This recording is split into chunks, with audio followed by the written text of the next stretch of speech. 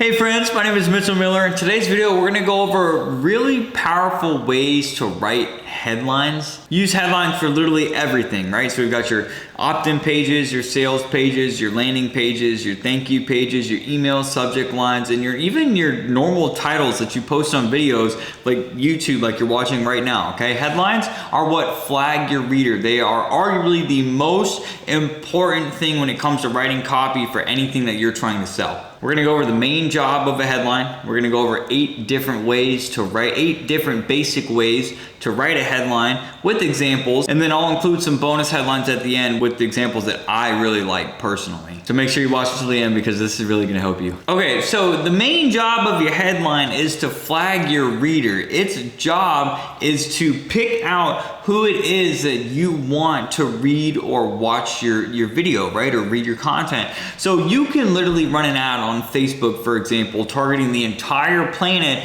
And if you're going after course creators, for example, you could say something like, if you sell courses and you want to sell more courses online, then read this. Or you can say, then watch this if you had a video. And then of course, naturally, people who sell courses online would be the ones that would want to read that content or watch that video because that is specifically to them. Your headline called them out. Or, another headline that you can use for the same course creators is the one secret to selling more courses through Facebook advertising, right? Because you're calling out course creators from doing this. Really trying to drill that into your head is like, with your headline, call out who it is you want to pay attention and read or watch your post. Now, as I said, there are 8 basic ways to write a headline, and I'm gonna go over all 8 with you. And I learned this from the book, The Copywriter's Handbook, the 3rd edition. And I wanna point out that you're not a creative artist when it comes to writing copy, okay? You are a salesperson. So the basic formulas that I'm gonna show you have been proven to work, and I highly recommend that you follow these because they've worked. Especially if you're new to writing headlines, it doesn't make any sense to try and come up with any of your own. Take what's already worked, plug in your product, and press play, okay? And then again, I'm also gonna give you some examples at the end of what I didn't see in this book that I know work personally, because the more options you have, the better. So number 1 is gonna be use a direct headline. These directly state your offer. These are also a great way to announce a sale. So some examples of these could be Black Friday sale, 45% off everything. Or another one could be, new book shows you how to get more customers online. That would be a direct statement of a new book. And then if we go back to the Black Friday sale that we have, that would be announcing a sale, and this would be popular, during the holidays by doing that. Christmas sales, Black Friday sales, Cyber Monday sales. Direct headlines would be a great way to do that. So the second is gonna be an indirect headline. These types of headlines create curiosity, and they have to read the body copy to understand what the headline actually meant. So for like an example, a headline, you can say, with this, you too can have whiter teeth. And then that would bring the question to me, like, with what? How can I get whiter teeth? What is it that's gonna give me whiter teeth? And then I find out in the body copy that it could be some kind of like new charcoal toothpaste, for example. So that would be an example of an indirect headline. And that again would be, with this, you too can have whiter teeth. Now, the third one is gonna be news headlines. So if you have news about a product, you can go ahead and announce that. So some examples would be, the one course the internet can't stop talking about. Or if you wanna get more contextual and more specific, the investing course for millennials that Forbes can't stop talking about. That would be, another example of news headlines, okay? Now, number 4 is gonna be my personal favorites. These are gonna be how-to headlines. These offer the reader a payoff, or like they're gonna get something by reading this, and that's why these ones really work. So I've got several different examples up here that I'm gonna go over with you right now. So we've got how to groom your dog, how to walk your cat, how to add 120 more horsepower to your car. I know these are random examples, but they were still examples that I just came up with off the top of my head while writing the script out for this video. And with this, you can actually take these how-to headlines and you can add a little like extra oomph to them, if you will. And so let me take those same headlines that I just gave you and let me show you how you can like spruce them up a little bit, okay? So we've got how to groom your dog, and then we could put, like ... how to groom your dog without making a complete mess. would be one way. Another one would be how to give your car 120 more horsepower, so you can win every race, right? That's another way. And then I was trying to think of a good one for the cat example, but I couldn't. So let me just tell you what I have now. How to walk your cat even if your cat hates you.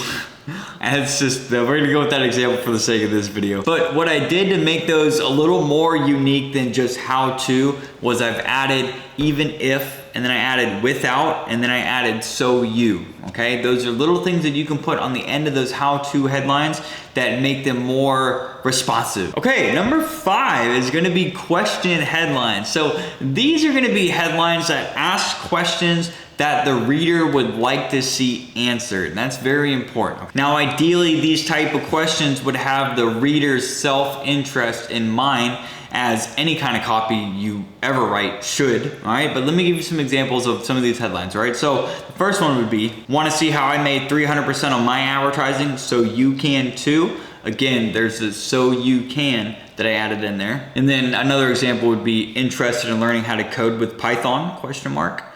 Because Python has been real big on my YouTube browsing history recently, or like recommended stuff. I've never watched a video on it, but it's popping up. So I imagine learning how to code with Python is kind of in demand at the moment. So that's why I put that example in there. Now, number 6 is gonna be to use a command headline. So these just tell the reader to take an action. These kinds of headlines use verbs. So we've got, click here to check out this book. Read this if you want more customers. And then the last one is gonna be, watch this if you love money. So each one of those headlines asks my reader to do something, okay? Those use verbs. Now, number 7 is gonna be my second favorite on this list, and these are gonna be reason why headlines. These also give the reader some kind of like payout. Now, with these reason why headlines, they don't need to include reason why. And I'll give you an example of one without it and then one with it. So you can see that it still means the same thing even if you don't have reason why in there, okay? So an example would then be 7 ways to work out your core. And then we've got 3 reasons why you want to start investing early in life. So one would be 7 ways to work out your core that didn't have reason why. And then the other one would be 3 reasons why you want to start investing early in life. Okay, so you can see that you can use these reason why headlines without actually saying reason why in there. Now, the last one is going to be testimonial headlines. Okay, so when it comes to using testimonials in your headlines, the way that I can tell you about this is you want to use a testimonial that is related to what it is that you're trying to sell. The example that I was given when I learned about this was if you're trying to sell fast shipping, you don't want to put a testimonial that talks about how good the quality of your product is, okay? Because those aren't relatable. So let me give you an example. Let's say that you have a TikTok course that you're trying to sell, right? Then you would put a testimonial in the headline about somebody saying something really good about how awesome your TikTok course has been for them. That would be relatable to your course, and that would ultimately help you sell that. Now, for the extras that I wanted to give you at the end of this video, here's the first one, okay? It's going to be who else headline, right? So who else wants more sales from online, or who else wants to sell more things online? That would be a better example.